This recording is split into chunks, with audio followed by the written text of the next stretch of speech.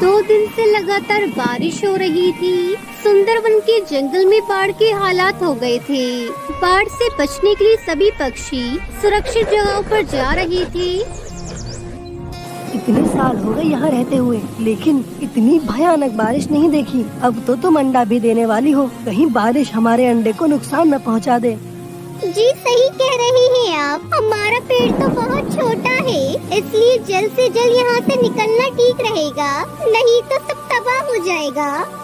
थोड़ी देर बाद टुनटुनी चिड़िया अंडा देती है और उसमें से एक नन्ही चिड़िया बाहर आती है। टुनटुनी चिड़िया ने अपनी बच्ची को जैसे ही उठाया, तभी बाढ़ का पानी घोंसले के अंदर आने लगा।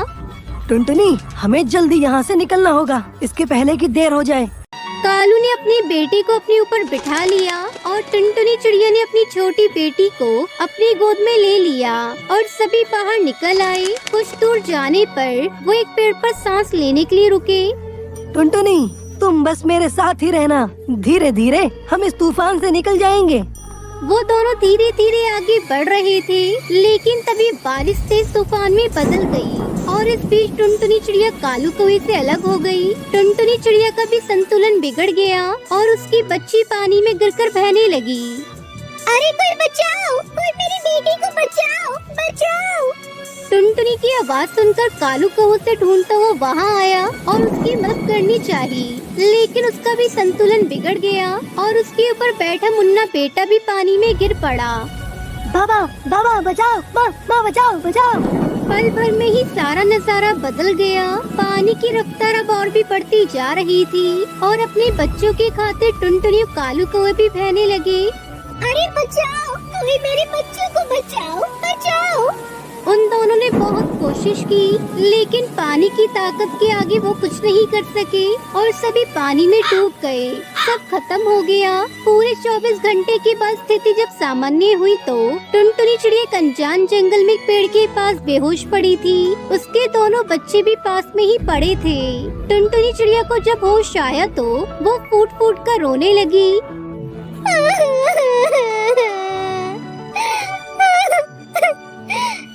भगवान, ये सब क्या हो गया? मेरा तो परिवार उजड़ गया। पता नहीं मेरे पति किस हाल में होंगे। टुनटुनी चिड़िया जोर जोर से रोई जा रही थी। तभी उसने देखा कि उसके बच्चों के शरीर में हलचल हो रही है। बाबा, माँ। अपने बच्चों की आवाज सुनकर टुनटुनी की आंखों में आंसू आ गए, लेकिन इस बार ये आंसू खुशी के थे। मुन्ना, सुनहरी, तुम दोनों ठीक हो बच्चों? हे ऊपर वाले, तेरा लाख लाख शुक्र। माँ, बाबा कहाँ है? वो ये सब बातें कर ही रहे थे कि तभी उनकी नजर दूर पत्थर से टिककर लगी एक पक्षी की लाश पर गई। वो लाश किसी और की नहीं बल्कि कालू कौवे की थी। वो सभी भागे भागे वहाँ पहुँचे।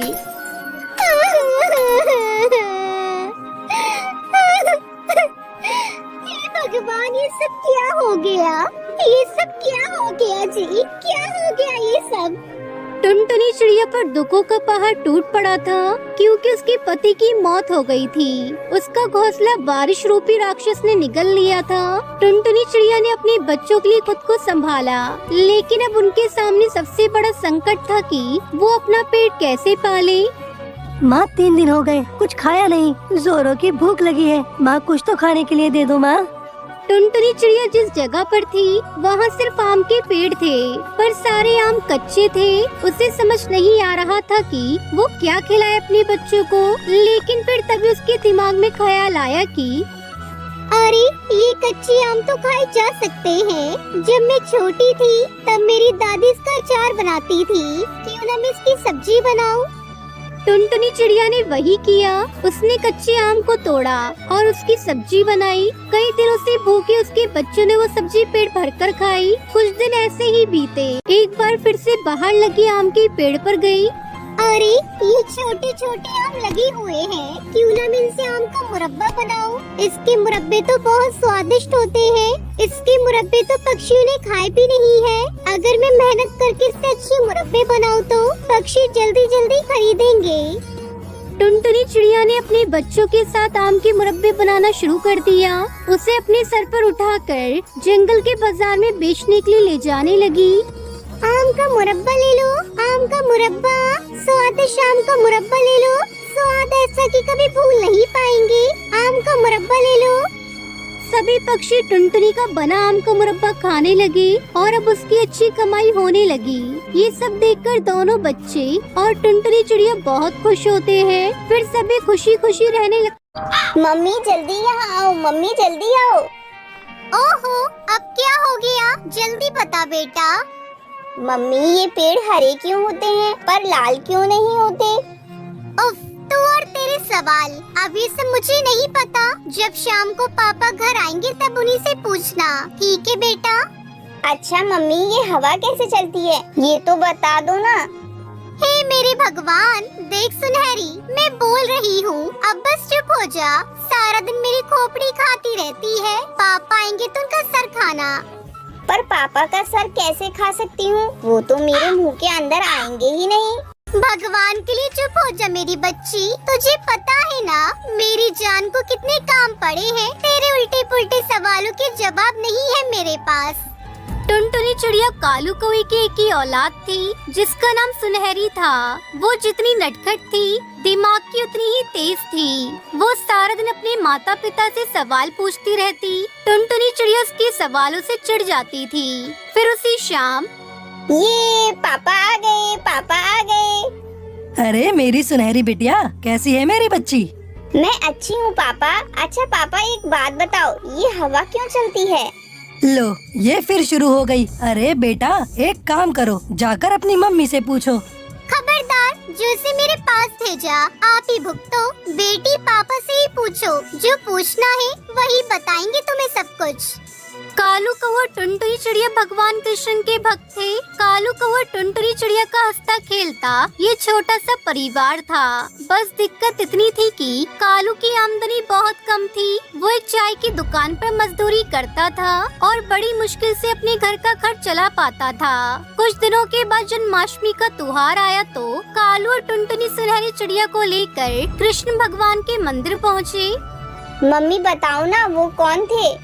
आओ मैं बताता हूँ। अब रुको, पहले ये तो बताओ कि हमारे घर में सबसे बड़ा कौन है और आपका और मम्मी का ख्याल कौन रखता है? पापा आप? हाँ, तो वैसे ही इस पूरी दुनिया में सबसे बड़े भगवान हैं और वो ही हम सबका ख्याल रखते हैं। अच्छा, जैसे आप मेरे पापा हो वो सबके पापा हैं, मतलब कि बड़े वाले पापा हैं। हाँ, अब समझी तुम, शाबाश। पर पापा आपने तो कहा था कि वो सबसे बड़े हैं, पर वो तो कितने छोटे से दिख रहे थे। हे भगवान, सब समझाया पढ़ाया गुड़ गोबर कर दिया। पापा बताओ ना, वो तो मुझसे भी छोटे थे, तो वो सबसे बड़े कैसे हो सकते हैं? असल में जो मूर्ति तुमने देखी थी ना, वो भगवान के बचपन की याद दिलाती है, मतलब उनके बाल रूप को दर्शाती है। अच्छा पापा, उन भगवान जी का नाम क्या है? उनका नाम गोपाल है। अच्छा, तो क्या हम उन्हें घर नहीं ले जा सकते? सुनो ना, उसका कितना मन है, उसे छोटे से बाल गोपाल की मूर्ति दिला दो ना। अच्छा ठीक है, दिला दूंगा, तुम चिंता मत करो। कालू ने वही मंदिर के बाहर से भगवान कृष्ण की एक छोटी सी मूर्ति खरीद ली। वो भगवान की बाल रूप की मूर्ति थी जिसमें वो माखन खा रहे थे। सुनहरी चिड़िया को मूर्ति बहुत ही पसंद आई। शाम को टुनटुनी चिड़िया ने देखा कि सुनहरी डाल पर भगवान की उसी मूर्ति के साथ खेल रही थी। ये देखकर वो चीखी, हे भगवान, कैसा अनर्थ कर रही है। भगवान की मूर्ति को खिलौना बनाकर खेल रही है। इधर आ, आज तो पिटाई खाएगी। अरे क्या हुआ? उस पर गुस्सा मत करो टुनटुनी। देख रही हो आप, भगवान की मूर्ति को खिलौना बनाकर खेल रही है। ये मूर्ति मैंने मंदिर में रखी थी, वहाँ से उठा लाइए। अरे अभी छोटी है वो, उसे नहीं पता कि भगवान का दर्जा क्या है। वो तो उन्हें अपना दोस्त मान रही है। तुम रुको, मैं समझाता हूँ उसे। कालू कौवे ने भगवान की मूर्ति को फिर से मंदिर में रख दिया। पापा, मैं गोपाल जी के साथ क्यों नहीं खेल सकती? इसलिए कि मिट्टी लगने से गोपाल जी गंदे हो जाएंगे ना। वो भगवान है ना, इसलिए उनको मंदिर में रहने दो। वहाँ हम एक साथ उनकी पूजा करेंगे। ठीक है पापा। फिर एक दिन, मम्मी गोपाल जी को खाने में क्या पसंद है? बेटा, उन्हें खाने में दूध, दही और मीठे मीठे फल ये सब पसंद है। फल? ये फल क्या होते हैं? मैंने तो आज तक नहीं खाए, मुझे भी खाने हैं मीठे मीठे फल। सुनहरी जिद करने लगती है, लेकिन टुनटुनी चिड़िया कालू कौवे के पास इतने पैसे नहीं होते कि वो उसके लिए फल लेकर आए। टुनटुनी तुमने क्यों बताया फल के बारे में? अब ला कर दो उसे कहीं से भी। ठीक है, आप यहीं रुकिए, मैं नदी पार वाले जंगल जाती हूँ फल देखने के लिए। टुनटुनी चिड़िया पूरे जंगल में फल ढूंढती है, लेकिन उसे किसी पेड़ पर भी फल नहीं दिखता। थोड़ी दूर जाने पर उसे एक पेड़ पर सेब लटका दिखाई देता है। टुनटुनी चिड़िया सेब को तोड़ लेती है और सुनहरी चिड़िया को दे देती है। पर मम्मी पापा आप क्या खाओगे? बेटा तू खा ले, हम बाद में खा लेंगे। नहीं, ऐसे मैं नहीं खाऊंगी। तभी सुनहरी चिड़िया भगवान कृष्ण के मंदिर जाती है और उनसे रो रो कर प्रार्थना करती है। भगवान जी, मेरे मम्मी पापा आपकी कितनी पूजा करते हैं, तो उनके लिए आप फल की बारिश कर दो। हमने कभी फल नहीं खाए। तभी मूर्ति से रोशनी निकलती है। ठीक है बेटी, तू रोना बंद कर, मैं तेरी ये परेशानी को दूर कर दूंगा। तभी टुनटुनी चिड़िया के घोंसले के बाहर फलों की बारिश होने लगती है और सभी पक्षी खुशी खुशी जी भरकर फल खाने लगते हैं। मम्मा, क्या इस बार आप मुझे नए शूज लेकर देंगी ना? और मुझे नया बैग भी लेना है। और मुझे अपने लिए नई फ्रॉक भी। मम्मा, मैं आपसे कब से नई फ्रॉक मांग रही हूँ। इस बार अगर मेरे जन्मदिन पर आपने मुझे नई फ्रॉक ना लेकर दी तो मैं आपसे बात नहीं करूँगी। मम्मा चिड़िया चुपचाप बैठी अपने बच्चों की बातें सुन रही थी। वो अपने बच्चों से कैसे कहती कि वो तो बहुत गरीब है, वो उन्हें कुछ कैसे लेकर दे सकती है।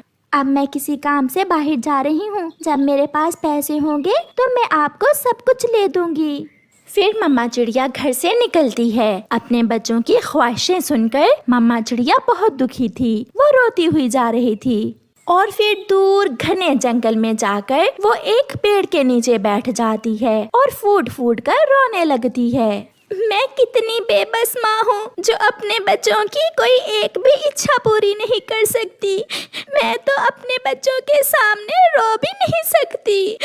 बहुत मजबूर हूँ मैं। मम्मा चिड़िया बैठी ऐसे रो रही थी कि उसे एक आवाज सुनाई देती है। चिड़िया चुप कर जाओ चिड़िया, मैं हूँ ना, मैं तुम्हारी मदद करूँगा। पेड़ को बोलता देखकर चिड़िया पहले तो डरती है और फिर पेड़ से कहती है, पेड़ जी, आप भला कैसे मेरी मदद कर सकते हैं? अगर मैं तुम्हें एक सोने का अंडा दूं तो उससे आप क्या करोगी? मैं अपने बच्चों के लिए कुछ चीजें खरीद सकूंगी। और अगर मैं तुम्हें एक और सोने का अंडा दूं तो फिर तुम उससे क्या करोगी? फिर मैं उस सोने के अंडे को बेचकर गरीब पक्षियों की मदद करूंगी। बहुत अच्छे, तो फिर ऊपर देखो। चिड़िया जैसे ही ऊपर देखती है, उस पेड़ पर ढेर सारे सोने के अंडे लगे हुए थे। ये देख चिड़िया बहुत खुश हो जाती है। चिड़िया, आप 2 सोने के अंडे तोड़ लें, एक से अपने बच्चों की चीजें ले लेना और दूसरे से दूसरों की मदद कर देना। आपका बहुत बहुत धन्यवाद पेड़ जी, आपने तो मेरी सारी परेशानी ही दूर कर दी। फिर चिड़िया 2 सोने के अंडे तोड़ लेती है। वो सीधी जंगल में चाचा छमछम सुनार की दुकान पर जाती है और उन्हें बेच देती है। कुकू के लिए नए शूज और गुड़िया के लिए नई फ्रॉक लेने के बाद भी चिड़िया के पास ढेर सारे पैसे बच जाते हैं। फिर चिड़िया अपने घर चली जाती है। मम्मा, ये सब कैसे हुआ? मुझे तो कोई सपना लग रहा है। कुकू बेटा, ये ऊपर वाले ने मेरी मदद की है। और गुड़िया, आपको अपनी फ्रॉक कैसी लगी? मम्मा, ऐसी ही फ्रॉक तो मैं आपसे मांग रही थी, ये बहुत अच्छी है। अब मैं इसे अपने जन्मदिन पर पहनूंगी। फिर उस दिन से चिड़िया गरीब पक्षियों की मदद करना शुरू करती है। चिड़िया, मेरा बेटा बहुत बीमार है, मुझे अपने बेटे की दवा के लिए कुछ पैसे दे दो।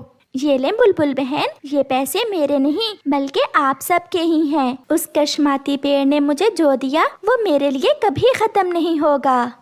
रामपुर के जंगल में टुनटुनी चिड़िया अपने पति कालू कौवे के साथ रहती थी। उसका पति काम के सिलसिले में हमेशा बाहर रहता था। टुनटुनी के घर के पास ही बिल्लू बिल्ला भी रहता था। उस बिल्ली की दोस्ती टुनटुनी चिड़िया से थी। दोनों एक दूसरे के सुख दुख में शामिल होते थे। एक बार टुनटुनी चिड़िया ने 3 अंडे दिए। ये अंडे कितने सुंदर हैं। बस मेरे बच्चे सही सलामत अंडे से बाहर आ जाएं, तो मेरी कामना पूरी हो जाएगी। टुनटुनी टुनटुनी चिड़िया अपने अंडों की दिन रात देखभाल कर रही थी। एक दिन उस जंगल में एक चील आया। वो हमेशा पक्षियों को खाने की ताक में रहता था। एक दिन बिल्लू बिल्ला टुनटुनी चिड़िया से बातें कर रहा था। क्या बात है टुनटुनी, आजकल तुम दिखाई नहीं देती। तुम्हारी तबीयत तो ठीक है ना? हाँ बिल्लू भैया, मेरी तबीयत बिल्कुल ठीक है। वो मैंने अंडे दिए हैं ना, उसी की देखभाल में सारा दिन निकल जाता है। हर समय डर बना रहता है कि कहीं कोई जानवर आकर मेरे अंडों को ना खा जाए। पेड़ के पीछे से चील उन दोनों की बातों को सुन रहा था। अच्छा, तो ये बात है। इस चिड़िया ने 3 अंडे दिए हैं। कई दिनों से मुझे पक्षियों के अंडे खाने का मौका नहीं मिला है। मैं जल्दी ही इसके अंडों को चट कर जाऊंगा। तभी चील मौके की खुराक में रहने लगा। इस तरह समय गुजरने लगता है और टुनटुनी चिड़िया के 3 प्यारे प्यारे बच्चे अंडे से बाहर आ जाते हैं। एक दिन टुनटुनी चिड़िया भोजन की तलाश में जा रही थी। जाने से पहले उसने अपने बच्चों से कहा, बच्चों, घर में भोजन खत्म हो चुका है। मैं भोजन की तलाश में जा रही हूँ। तुम लोग दरवाजा अंदर से बंद कर लो और मेरे सिवा कोई भी तुमसे दरवाजा खोलने को कहे तो तुम दरवाजा मत खोलना। ठीक है माँ, हम लोग दरवाजा नहीं खोलेंगे। तुम जब आओगी तभी हम दरवाजा खोलेंगे। टुनटुनी चिड़िया अपने बच्चों को समझाकर वहाँ से चली जाती है। दूर बैठा चील ये सब देख रहा था। वो खुशी से झूमने लगा और टुनटुनी के दरवाजे के बाहर आकर बोला, मेरे प्यारे बच्चों, जल्दी से दरवाजा खोलो। मैं तुम्हारी मौसी हूँ, तुम लोगों से मिलने आई हूँ। हम दरवाजा नहीं खोलेंगे क्योंकि माँ ने हमें मना किया है। बच्चों, मैं तुम लोगों के लिए खिलौने और मिठाइयाँ लाई हूँ। मिठाइयों का नाम सुनते ही बच्चों को लालच आ गया और उन्होंने दरवाजा खोल दिया। बच्चों ने जैसे ही दरवाजा खोला तभी चील ने झपट्टा मारकर एक बच्चे को पकड़ लिया और रफू चक्कर हो गया। ये देखकर बाकी 2 बच्चे जोर जोर से रोने लगे। तभी वहाँ टुनटुनी चिड़िया आ जाती है और दरवाजा खुला देखकर डर जाती है। वो अपने घर के अंदर जाती है तो वहाँ देखती है कि बच्चे रो रहे थे। क्या हुआ मेरे बच्चों, तुम लोग क्यों रो रहे हो और तुम्हारी दीदी कहाँ है? मम्मा मम्मा, आपके जाने के बाद चील आया था, वही दीदी को ले गया। इतना सुनते ही टुनटुनी फूट फूट कर रोने लगती है। अब मैं क्या करूं? मैं अपनी बच्ची को कैसे बचाऊं? जिस बात का डर था वही हुआ। उन सबका रोना सुनकर बिल्लू बिल्ला वहाँ आ जाता है। बिल्लू भैया, जल्दी मेरी बच्ची को बचाओ। वो चील मेरी बच्ची को उठाकर ले गया। तुम फिक्र मत करो टुनटुनी बहन, मैं तुम्हारी बच्ची को लेकर आता हूँ। बिल्लू बिल्ला ने दौड़ लगाई और टूनी को ले जा रही चील पर हमला कर दिया। अचानक हमले से चील घबरा गया और उसके मुंह से टूनी छूट गई। तभी वहाँ टुनटुनी चिड़िया आ गई और सही सलामत टूनी को पाकर बहुत खुश हुई। उधर बिल्लू बिल्ला ने उस चील को बुरी तरह से घायल कर दिया। उस दिन के बाद से चील फिर कभी जंगल में दिखाई नहीं दिया और टुनटुनी अपने बच्चों के साथ खुशी खुशी रहने लगी।